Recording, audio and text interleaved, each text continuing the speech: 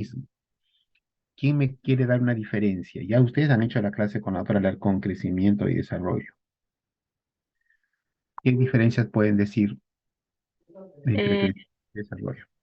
Doctor, que el crecimiento se refiere más a lo que es hipertrofia, hiperplasia y desarrollo, la maduración y aprendizaje, ¿no? Maduración de sistemas Muy en bien, la parte neurológica y aprendizaje. muy bien, muy bien. Entonces, crecimiento está enfocado a cambios antropométricos, o sea, aumento de masa muscular, que significa un aumento de peso, que significa un aumento en la longitud de los órganos o miembros que estamos midiendo, o sea, aumento en las mediciones. Eso es crecimiento, está creciendo, está aumentando en volumen, en tamaño, en lo que fuera. Y eso lo medimos, lo cuantificamos. Pero desarrollo no implica un- una medición cuantitativa, sino el encontrar y desarrollar habilidades, ganar destrezas. Y eso está directamente relacionado al desarrollo neurológico, neurocerebral principalmente. Entonces, lo ideal es que vayan de la mano. El niño va creciendo en peso, en talla, y va desarrollando, adquiriendo nuevas habilidades. Pero a lo mejor yo tengo un niño que es grande, gordito, pero no se sienta, no habla y ya tiene 9 meses, ¿no? Entonces no puedo decir que está bien, de repente ha crecido bien, pero el desarrollo está mal, ¿no? Es un retardo en el desarrollo. Entonces diferencien bien esos dos conceptos, por favor, lo que es crecimiento y lo que es desarrollo. Entonces, nosotros vamos a tener, cuando la alimentación no es adecuada, vamos a obtener lo que llamamos malnutrición. Y la malnutrición tiene dos formas. Una que puede ser por defecto, y es lo que he estudiado mucho cuando yo estudiaba medicina, estudié pediatría, nos hablaba mucho de los problemas de desnutrición, ¿no? O sea, es por defecto. No hay la ingesta adecuada de nutrientes que necesita para su crecimiento y desarrollo. Por lo tanto, está desnutrido. Y esas son fotos clásicas, ¿no? De los países subdesarrollados, en los cuales los niños pues, sufren estos problemas de una disminución en la ingesta calórico-proteica que determina diverso grado de desnutrición. Pero también la malnutrición puede ser por exceso o por una mala forma de dar la proporción de los nutrientes o los macronutrientes. Damos mucho carbohidrato, damos mucha grasa, damos muchas azúcares refinadas y no estamos dando vitaminas, minerales, agua que necesita el paciente, ¿verdad? Entonces tenemos un problema de sobrepeso obesidad. El sobrepeso obesidad casi no se hablaba cuando yo estudiaba medicina. No era casi un problema de salud pública, no se preocupábamos, no nos preocupaba por la obesidad. Es más, en el ¿cómo se llama esto? En la ideología popular, en la mentalidad popular, el estar gordito era sinónimo de salud, ¿no? O sea, tu chiquito está gordito, qué bonito, qué bien, qué saludable, o sea, el estar gordito en la época que yo estudiaba medicina, que nació hace unos 30 años, era un estándar de salud. Nadie le veía la relación con la diabetes, o no se preocupaba en eso. Nadie estudiaba el síndrome metabólico, que ahora lo estudiamos mucho y es una gran preocupación que ustedes han visto, ¿no? No era un problema. El sobrepeso era considerado salud, pero ahora no. Ahora ya nos hemos dado cuenta los graves problemas que tenemos con el sobrepeso y la obesidad, ¿no? Y ya estamos viendo niños, incluso con diabetes tipo 2 en las escuelas. Entonces, este problema que empezó en los países desarrollados, ya lo tenemos en los países de América Latina. La obesidad debe preocuparnos, ¿no? Y está llegando a cifras alarmantes en la población escolar.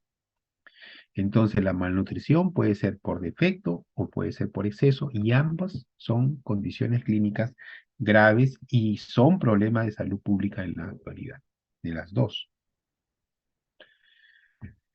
¿Qué objetivos tenemos para esta clase? Los objetivos son que nosotros debemos entender las técnicas para realizar una correcta evaluación antropométrica en los niños. Por lo tanto, un adecuado diagnóstico nutricional que esté basado en el cuadro clínico y en el estudio antropométrico. ¿Por qué el estudio antropométrico? Porque es sencillo, es confiable, es barato, lo podemos hacer en consultorio, ¿de acuerdo? O sea, podemos trabajarlo en consulta, se puede trabajar en cualquier consultorio y no hay razones para no hacerlo. La correcta valoración del estado nutricional va a permitir observar alteraciones tanto por exceso o por defecto. Entonces, si yo tengo un peso elevado, por ejemplo, un gran peso para su talla o para su edad, digo, este niño está en sobrepeso o está en obesidad. ¿Correcto? Muy bien. O si encuentro un peso muy bajo para la talla, por ejemplo, digo, el niño está malnutrido, está desnutrido de repente. ¿Y eso qué nos permite? Nos permite primero establecer riesgos, a lo mejor no está todavía en obesidad, pero está en riesgo, me permite trabajar ahí para que no llegue a obesidad. O no está en desnutrición todavía, está en riesgo de malnutrición, puedo trabajar ahí en educación para poder evitar que llegue ese problema. Entonces, el abordaje diagnóstico, preventivo y terapéutico es importante. Entonces, para yo hacer una adecuada valoración nutricional o un diagnóstico nutricional, te tiene que hacer una adecuada historia clínica, como en todo. Todo cuadro clínico, toda enfermedad necesita una historia clínica completa, sobre todo de tipo nutricional, ¿no? ¿Qué come este niño? ¿Qué le da a la mamá? ¿Qué acostumbra a darle a la mamá? Y una valoración antropométrica, ¿no? O sea, estudiar su peso, su talla, pliegues, perímetros, etcétera, que nos pueda evaluar. La evaluación de la composición corporal es complicada. La composición corporal ya no es tan fácil hacerla en un consultorio, a diferencia de la antropometría que sí me es sencillo. Entonces, hacer un diagnóstico nutricional puede hacerse de varias metodologías, ¿no? Es- Sirve la historia clínica familiar, clínico-nutricional. Sirve hacer una historia dietética, ¿no? Y esto lo usan mucho en antropología, ¿no? Preguntan qué se cocinó, cuánto se cocinó, cuántas personas viven, qué compran en el mercado, etcétera. Eso me ayuda también a ver cómo es que se está alimentando una familia. Pero nosotros no hacemos mucho eso. Nosotros más vamos a la parte médica, a la parte física, y ahí lo que vemos son antropometría, o sea, medimos parámetros. ¿Y qué parámetros nos interesa medir en los niños? El peso, la talla, el perímetro cefálico es fundamental. Los pliegues cutáneos, les soy honesto, no lo utilizo mucho en consultorio, ¿no? No estoy acostumbrado mucho a usarlo, pero algunos médicos lo utilizan con mucha práctica. Se utiliza también como screening los pliegues, pero requiere sí un equipo especial, ¿no? O sea, un scaliper. Necesitamos un scaliper adecuadamente testeado, ¿no? Que garantice una adecuada medición. Entonces, pliegues no lo utilizo, no tengo el equipo, pero sé que se hace. ¿Cómo se valora la composición corporal? Les dije que eso es complicado, que eso ya requiere, lo hacen los laboratorios de investigación, ¿no? Se hace la estimación de la masa magra, ¿no? En porcentaje y se utiliza la bioimpedancia. En verdad, la composición corporal no es práctica, se hacen en laboratorios nutricionales de investigación. En el hospital del niño, por ejemplo, se investiga esto, ¿sí? En la Universidad La Molina, que ve el tema nutricional, también lo hace. Chile trabaja mucho estos aspectos de evaluación de la composición corporal. Y luego tenemos exploraciones analíticas. A ver, ¿qué exámenes de laboratorio ustedes creen que les va a ayudar a valorar el estado nutricional de un niño o de un adulto? ¿Qué examen de laboratorio piden, por ejemplo, para decir esto me va a ayudar a valorar cuán bien nutrido o mal nutrido está mi paciente? A ver, chicos, ¿quién quiere participar? La albúmina, doctor. Proteína, Examen de proteínas, claro, yo puedo abrir proteínas totales, fraccionadas, y me da la albúmina, por ejemplo, ¿no? La albúmina es hemograma, un indicador. El hemograma, ¿por qué te sirve el hemograma desde el punto de vista nutricional? para ver si tiene, buenas tardes doctor, ante todo, para ver si tiene anemia. la Perfecto. hemoglobina baja, ¿no? El hemograma básicamente para ver la hemoglobina, ¿correcto? La hemoglobina es un indicador de cómo está, digamos, la nutrición de micronutrientes como el fierro. Entonces, hay exámenes que nos van a permitir en forma indirecta ver cómo está el estado nutricional. También podría pedir, por ejemplo, lípidos, podría pedir dosaje de vitaminas, etcétera, etcétera, que me permitan ver cómo está nutricionalmente este Doctor, paciente. y el dosaje de ácido fólico con B12 también sería, ¿no? Claro, o sea, es como le digo, dosaje de vitaminas, pues dosar vitamina A, vitamina C, zinc incluso también, ¿no? Que me dicen, pero desde el punto de vista práctico, resulta un poco oneroso y pedir exámenes para ver estado nutricional. Nosotros mayormente vemos en el tema de antropometría, pero se puede hacer, sí, en forma específica, sí, este paciente particular quiero saber si tiene anemia, no tiene anemia o tiene déficit de vitamina B12, etcétera. ¿Ya? Entonces, las exploraciones analíticas del laboratorio también juegan un papel importante. Incluso la glucosa. La glucosa también es un indicador nutricional, ¿no?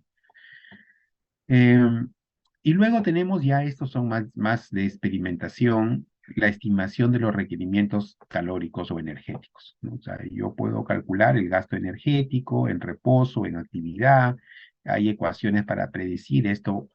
En verdad, esto ya es tema de laboratorios de investigación nutricional. No son prácticos desde el punto de vista de consultorio, pero es bueno que ustedes sepan, ¿no? Que se puede hacer ese tipo de mediciones. ¿Cuánto requiere?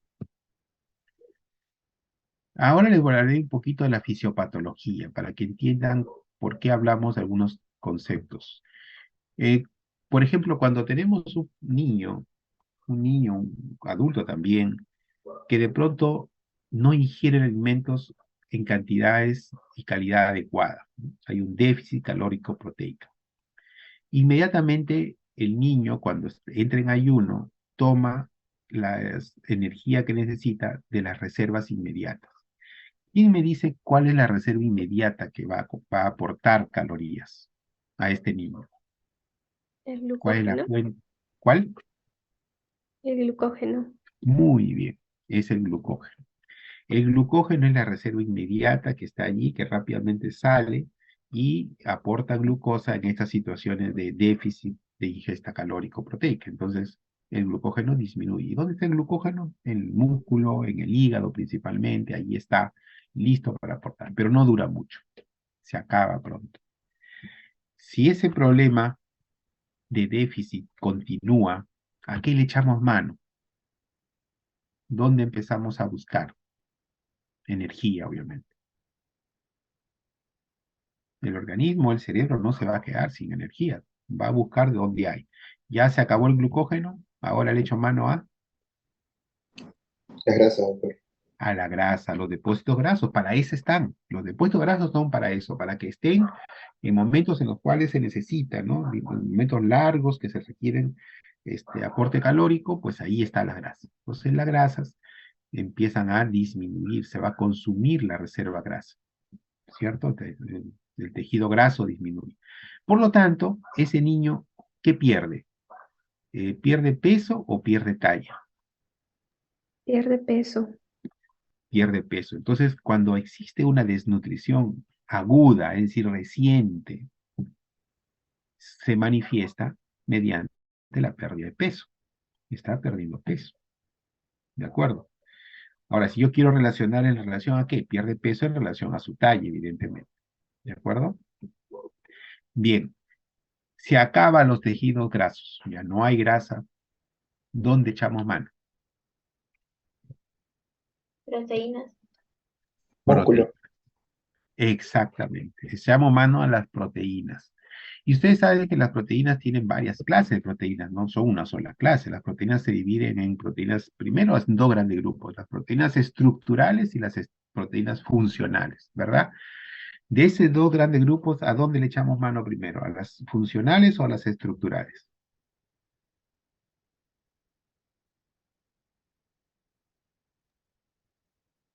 Chicos, Estructurales.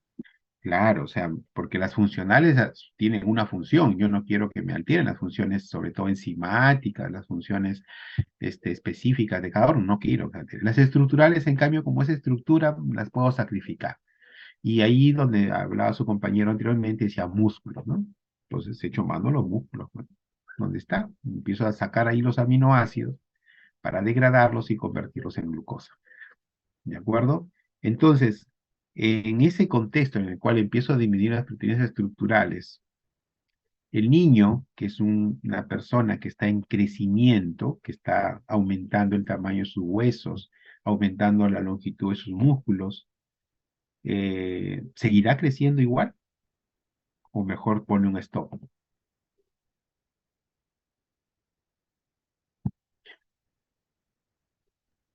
Un stop, doctor. Claro, entonces el niño dice, el organismo dice, bueno, si yo estoy necesitado de calorías, estoy destruyendo mis músculos, ya no empiezo a formar más.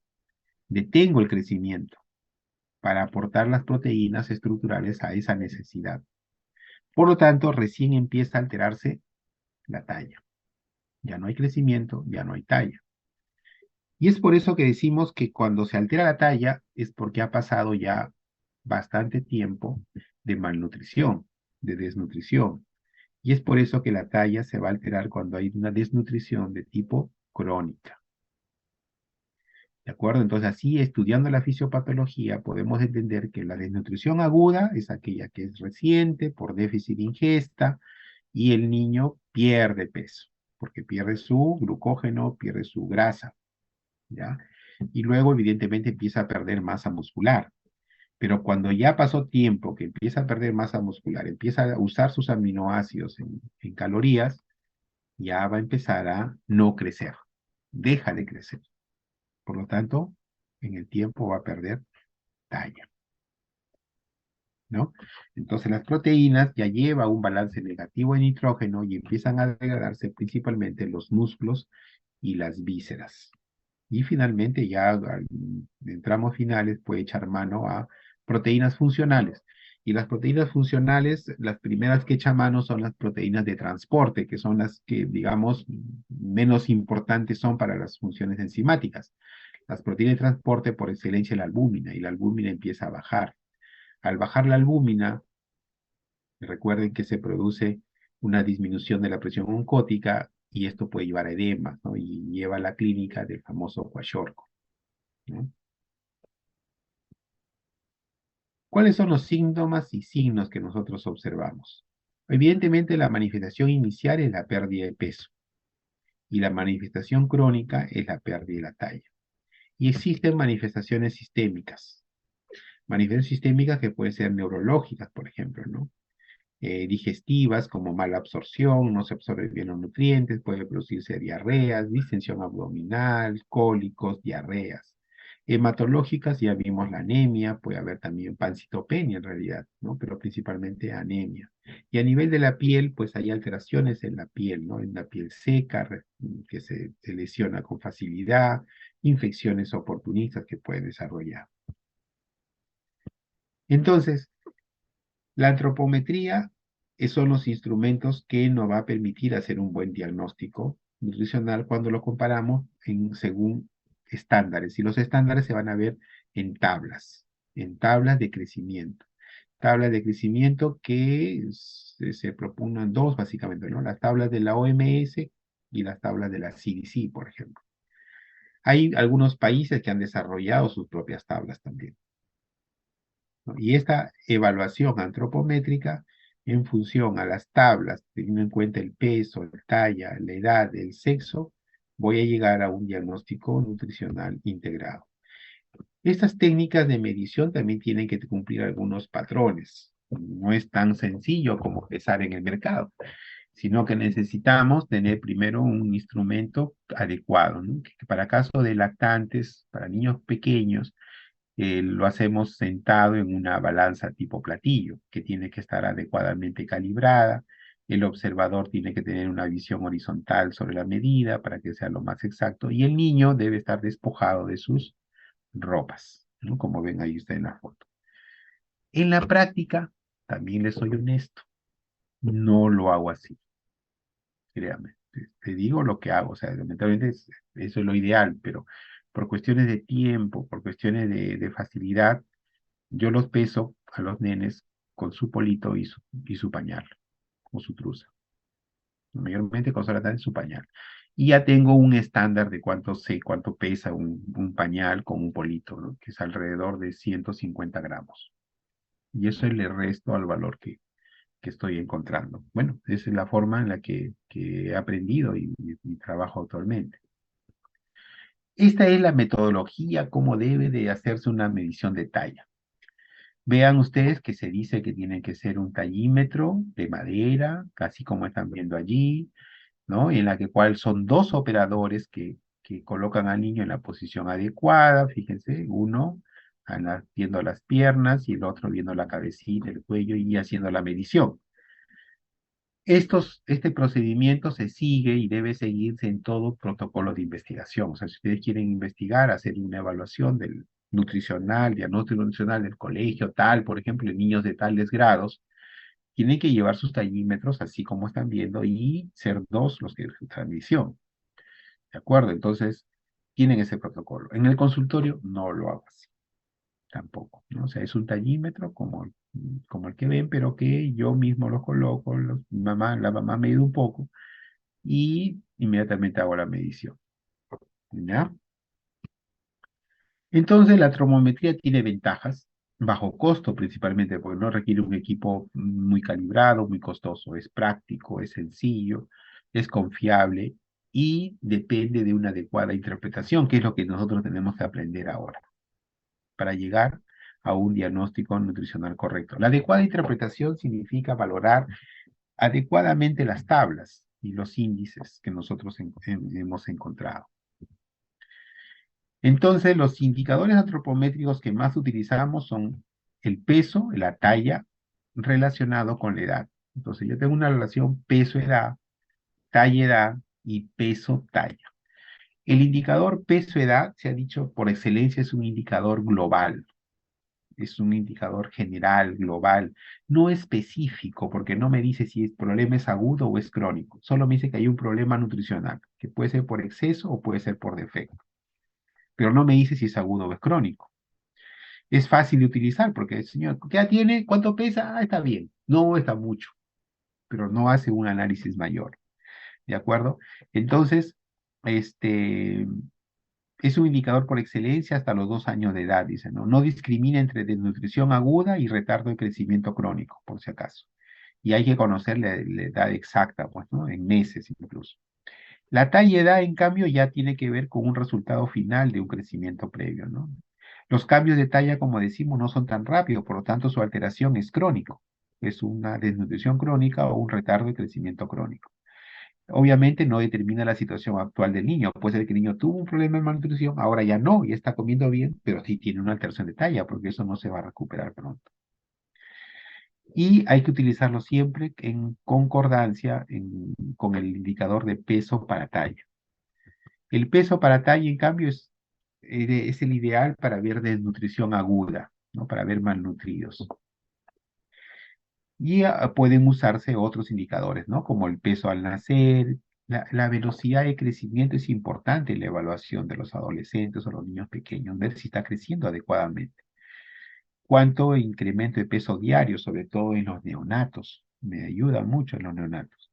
Y evidentemente que también son importantes los pliegues cutáneos, el índice de masa corporales, es un indicador muy útil. Ahora la OMS propugna el diagnóstico de los niños mayores de 5 años, usar el índice de masa corporal. Ya hay tablas de índice de masa corporal para niños menores de 18 años. Antes no había, ahora sí ya hay tablas estandarizadas. El perímetro cefálico es una antropometría, es una medición que no debe de olvidarse de hacer todo médico general, más aún si es pediatra, ¿no? Ustedes como médicos generales, todo lactante menor de 2 años, vean cómo está la cabecita, ¿no? Porque a veces de esa medición secuencial pueden darse cuenta de alguna alteración que puede estar ocurriendo. en su crecimiento, ¿no? Como una macrocefalia que pueda significar una hidrocefalia de fondo y que si lo trabajan rápido se puede solucionar y dejar menos secuela, que ya lo veamos cuando hay una marcada macrocefalia que ha generado un retardo en el desarrollo bastante significativo. Entonces, medir la cabecita es importante para poder nosotros valorar cómo está ese crecimiento neuronal, ¿no? Cómo va ese crecimiento neuronal. Esta debe ser parte de examen físico, como decía, acá dice hasta los 3 años, yo le digo obligado hasta los 2, ¿de acuerdo? Y debe ser con una cinta métrica que pase por encima de las cejas del niño en la parte anterior y atrás por el occipucio, que es la protuberancia occipital. ¿Ya? ¿Cómo hacemos entonces la evaluación nutricional por antropometría? Primero hay que verificar la edad, ¿no? Y debemos de medir si estamos en meses, a veces mes y medio, mes, semanas, en años, meses o fracciones del mes, ¿no? Luego ver qué sexo es el paciente, porque las tablas dependen si es hombre o es mujer. Y ver la tabla correspondiente, si es de la OMS o de la CDC, ¿no? Según su edad, sexo que corresponde. Y valorar estos 3 indicadores: peso, edad, talla, edad y peso, talla. Ahora, para niños mayores de 5 años se prefiere usar, en lugar de peso talla, el índice de masa corporal, que es un indicador similar, solo que es peso sobre talla al cuadrado, ¿ya? Y allí el índice de masa corporal, les recuerdo que es peso en kilos sobre talla en metros elevado al cuadrado. Existen los famosos percentiles. Muchas veces tablas están, la CDC sobre todo, está en percentiles. Y cuando ustedes vean una tabla en percentiles, piensen que lo normal es entre el percentil 90 y el percentil 10. O sea, entre el percentil 10 y 90 es normal. Está en riesgo de sobrenutrición si está por encima del percentil 90, pero menos del 97, porque ya es sobrenutrición si está por encima del percentil 97. Riesgo de desnutrición si está menos de 10, pero por encima de 3, porque si está por debajo de 3, ya estamos hablando de desnutrición o subnutrición. Entonces, las tablas de la CDC que están en percentiles, tienes percentil 10, 90, 97, 3, totalmente normal entre 90 y 10. Entre 10 y 3 hablamos de riesgo de nutrición, entre 90 y 97 riesgo de sobrenutrición, y por encima de 97 sobrenutrición o obesidad, y por debajo de 3 desnutrición o subnutrición. ¿De acuerdo? Esto cuando hacemos la valoración de las tablas con percentiles. Existen también un investigador que se habló mucho de Waterloo, Waterloo 1, Waterloo 2, y el Waterloo lo que hace simplemente hace una relación de cuál es la proporción del peso, cómo se desvía del estándar, ¿no? ¿En qué proporción? Entonces, ¿cómo se halla esa proporción? El peso que tengo del paciente lo divido entre el peso, ¿no? El peso para talla, que corresponden al percentil 50. El percentil 50 es el ideal. Entonces, el peso de mi paciente lo divido entre el peso para talla, el percentil 50. Y eso lo multiplico por 100. Entonces, lo normal es que sea por encima del 90%. Eso es normal. Pero si está entre el 80 y el 90 es desnutrición leve. Si está entre 70 y 80, desnutrición moderada, y será grave si es menos de 70. Y será obesidad si está por encima de 115%. Entonces lo normal sería entre 90 y 115, o sea, mayor de 90 hasta 115, porque más de 115 y es obesidad.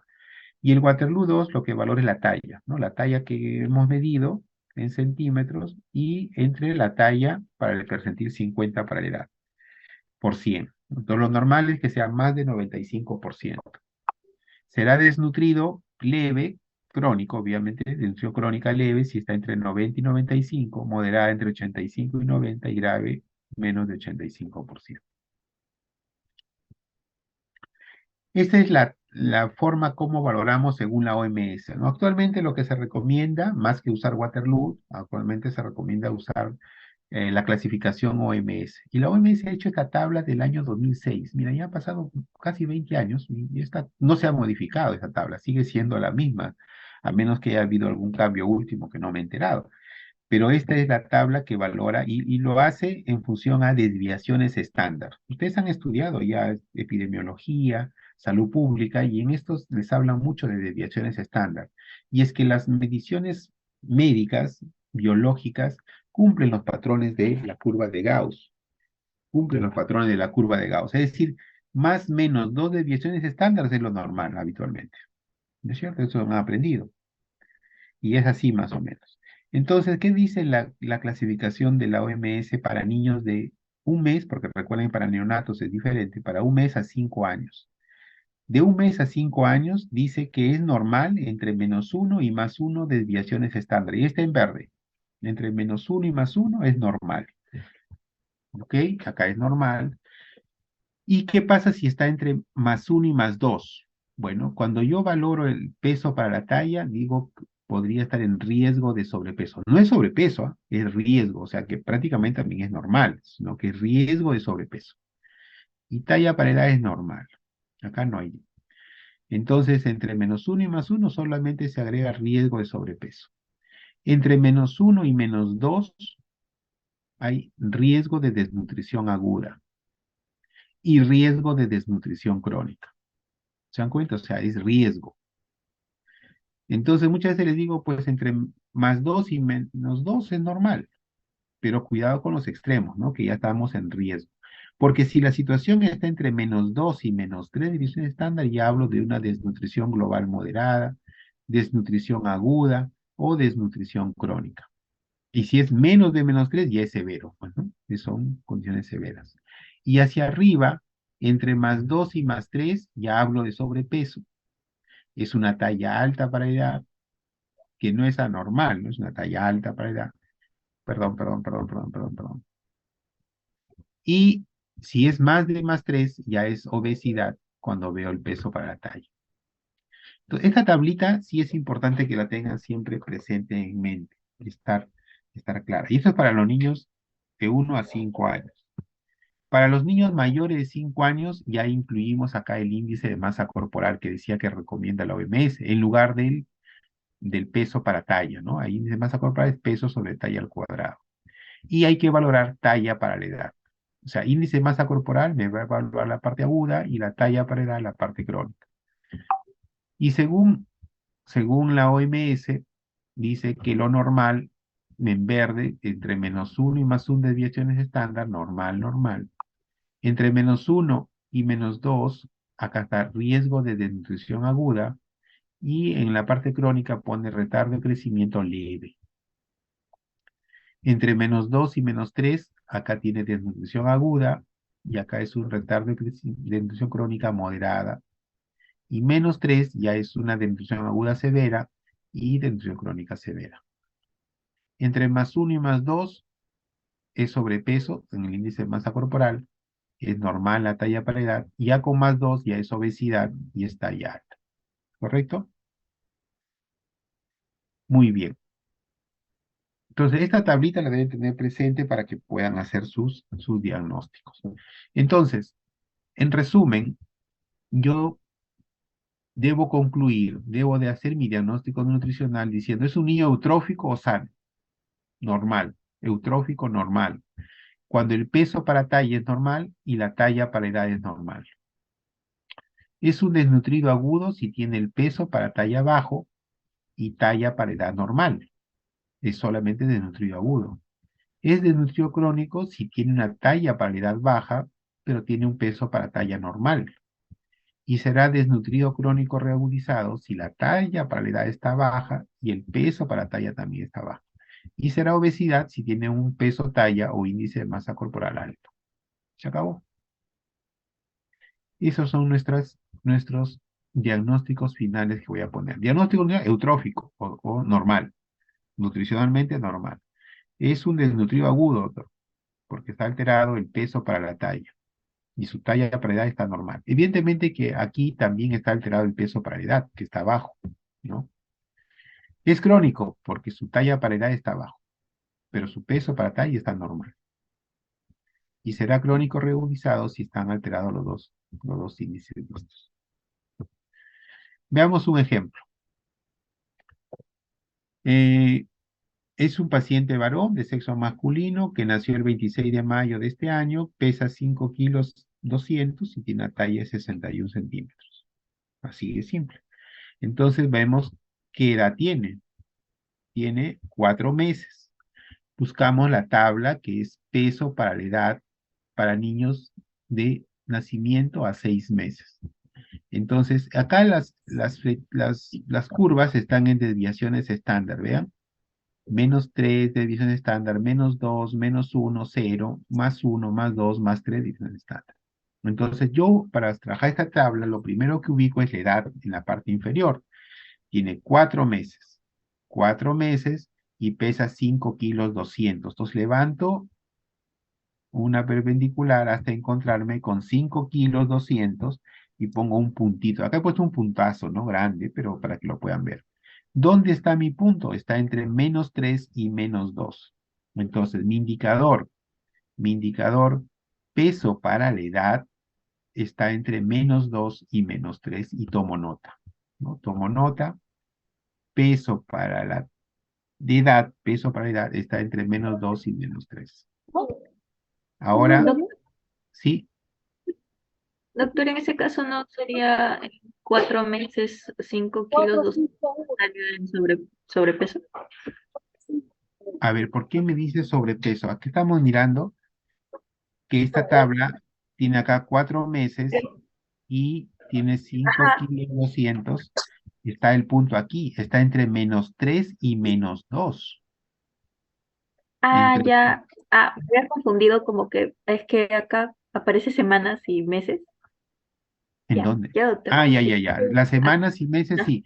Las semanas es para las primeras, ¿no? Pero en la parte inferior son los meses. 3 y acá está 4.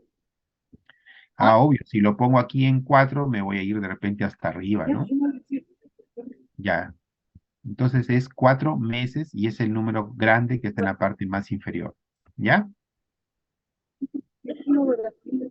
Sí, Ya. doctor, gracias. Entonces tomamos nota que el peso para la edad está entre -2 y -3.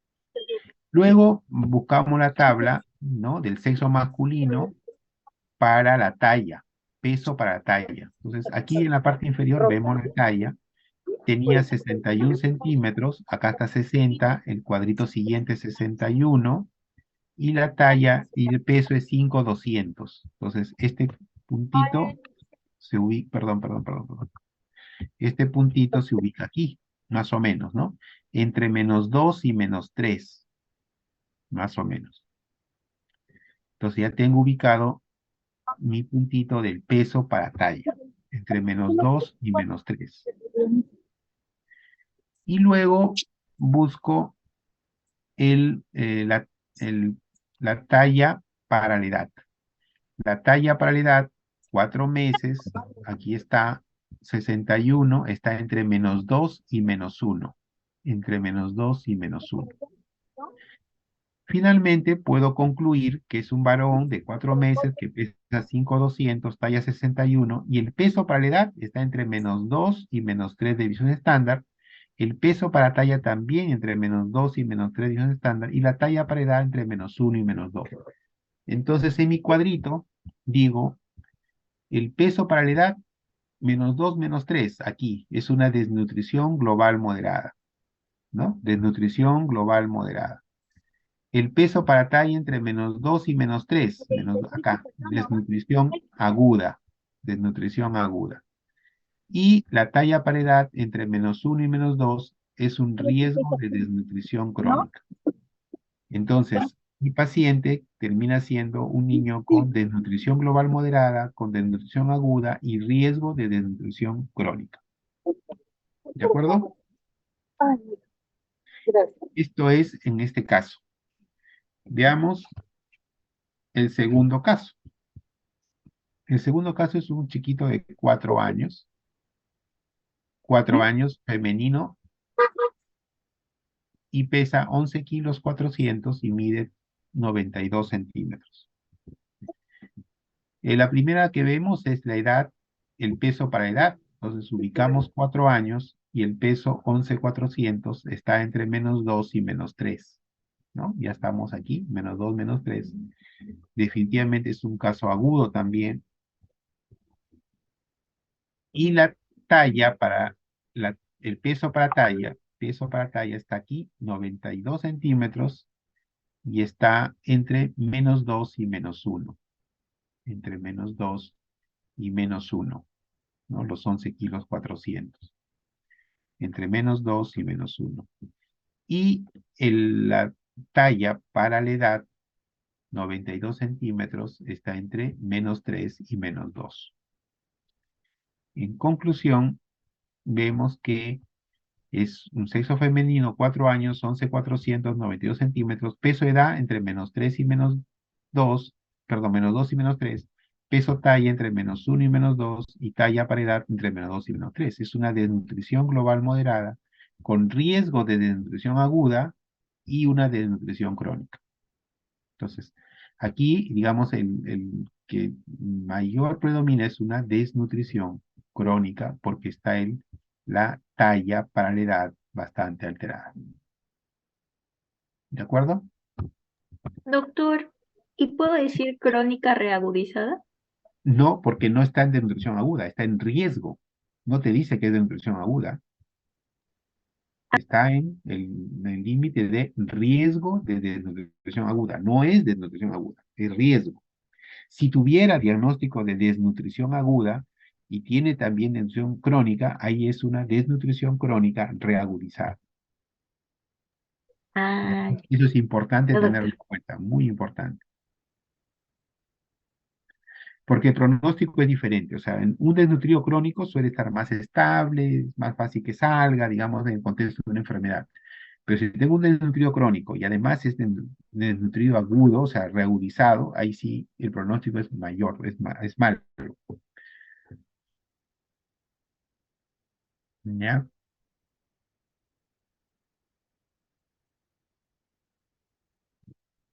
Muy bien.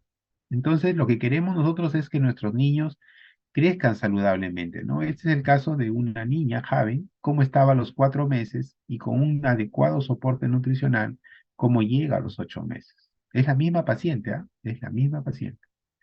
Vean esa diferencia, ¿no? La mirada, la sonrisa a los 4 meses, no ve nada, o sea, está toda inactiva, pero fíjense lo coqueta que está a los 8 meses, ¿no? Cómo está sonriendo a su examinador. ¿Mm? Entonces, la recuperación nutricional es buena, ¿no? Y lo que queremos es que ustedes hagan y valoren adecuadamente la nutrición de los niños. O sea, aprendan por lo menos a hacer un diagnóstico nutricional. Cuándo decir es desnutrido agudo, cuándo decir que es crónico, cuándo decir que es crónico reagudizado. Muy bien. Qué bueno que hemos terminado con 182 participantes. Espero que hayan estado en la mayor parte de la clase. ¿Preguntas? Doctor, una consulta. Sí. ¿En qué casos tengo la posibilidad, o sea, en qué casos uso Waterloo y en qué casos uso las tablas de la CICI o de la OMS? No, no hay casos, ¿no? O sea, es como ayer que me decían, ¿en qué casos uso metro cuadrado de superficie corporal o kilo de peso para calcular el agua o uso Holly Garcega? No hay una indicación así, ¿no? Son tablas que han aparecido según el desarrollo. Waterloo es antiguo, o sea, mucho más tiempo atrás, ¿no? Cuando no existían las tablas de la OMS todavía. Y esa era la forma como se hacía. Pero luego la OMS plantea estos criterios en el año 2006 y como que se han quedado y son los que se propugnan utilizar ahora. Pero uno puede usar Waterloo, puede usar la OMS y debe salir muy similar, muy semejante, ¿no? Waterloo es más específico cuando valora, por ejemplo, es de nutrición crónica severa, leve, moderada, ¿no? Porque se desvía tanto por ciento, es un poquito más matemático, más de la fórmula que emplea, ¿no? Acá OMS dice, no, mejor vayamos a mirar, a ver los gráficos, las tablas y de ahí sacar conclusiones y diagnósticos.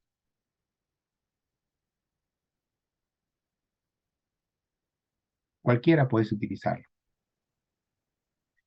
Ahora, para el examen, si te pregunto por Waterloo, ya tú sabrás cómo hacer de Waterloo, o te pregunto la OMS, ya verás.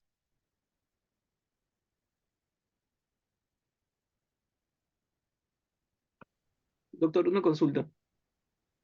Sí. Si en el punto de intersección choca exactamente en la línea del gráfico, ¿se considera siempre como riesgo de lo siguiente? Mira, lo que yo he aprendido y lo que suelo hacer es que cuando hago mis mediciones bien, todo perfecto, y voy y me cae en el punto de la intersección. eh, Decimos, digamos, a favor del paciente, no, sino prefiero irme hacia abajo, considerarlo como la inferior, porque si no hago nada, a lo mejor en unos días ya cae hacia abajo. Entonces, prefiero considerarlo hacia abajo. ¿Me entendiste? Sí, doctor, o sea, hacia lo más grave, mejor dicho. Así es, a lo peor, ¿no? Gracias.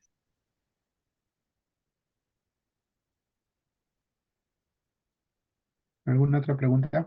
Doctor, una pregunta. ¿En qué consiste el síndrome de realimentación?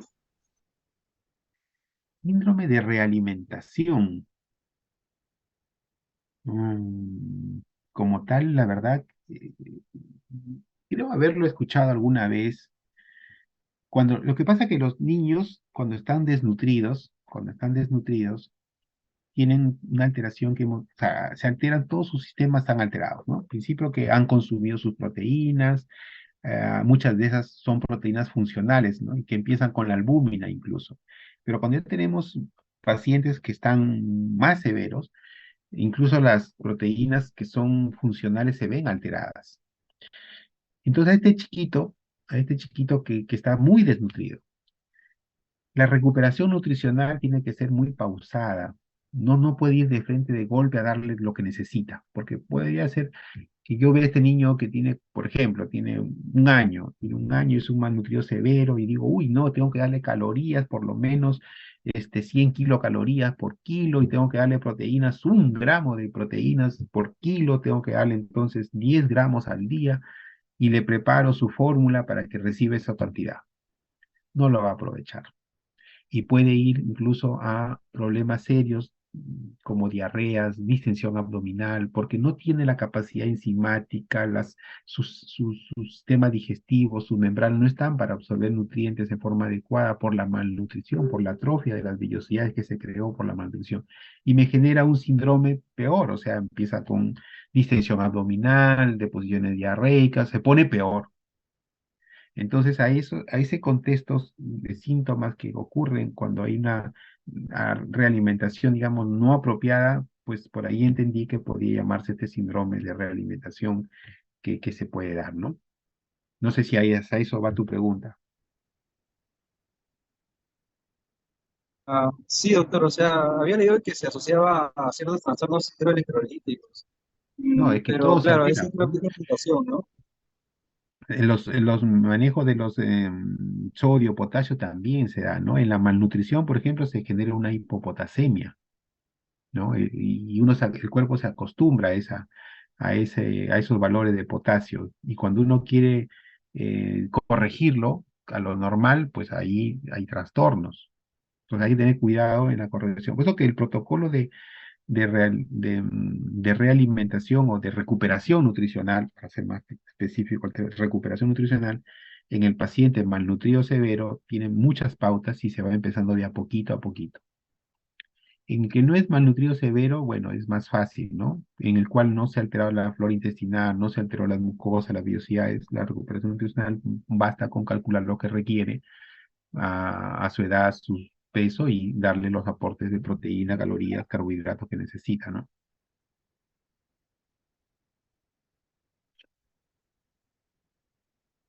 ¿Alguna otra pregunta? Doctor, disculpe, de todos los diagnósticos, o bueno, de todos los resultados que salieron en la tabla de los casos clínicos que puso de la OMS que decía que era desnutrición crónica y eso, ¿cuándo tenemos que decir si es eutrófico, si tiene desnutrición uno o si es obesidad? No, la cosa está clara, en las tablas está clara. Tú tienes un diagnóstico de eutrófico cuando tus parámetros de medición están correctos. ¿No es cierto? O sea, todo está normal. Peso para talla normal, talla para edad normal. Entonces es eutrófico o normal, ¿no? Y ahí les hice un resumen también.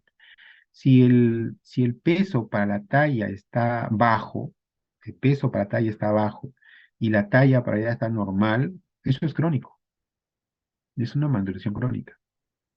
Si el peso para talla está alto, correcto, el peso para talla está alto y la talla para allá está normal, es una obesidad o sobrepeso.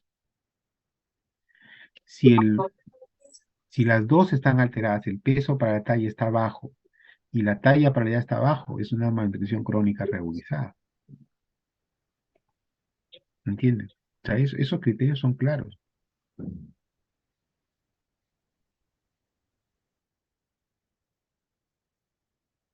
¿Alguna pregunta más?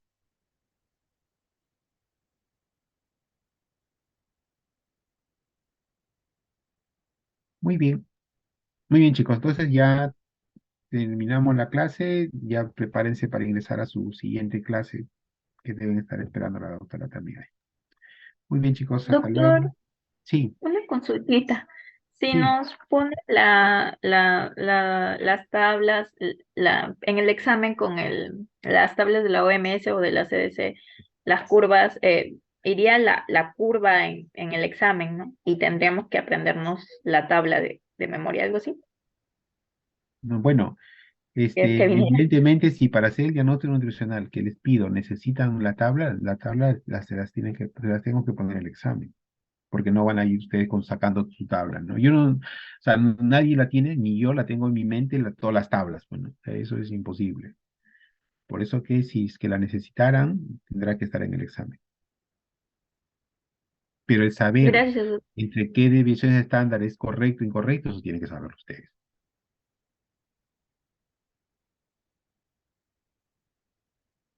gracias, doctor. Muy bien. Muy bien, chicos, hasta luego. Gracias, doctor. Gracias, doctor. Gracias, doctor. Gracias, Doc.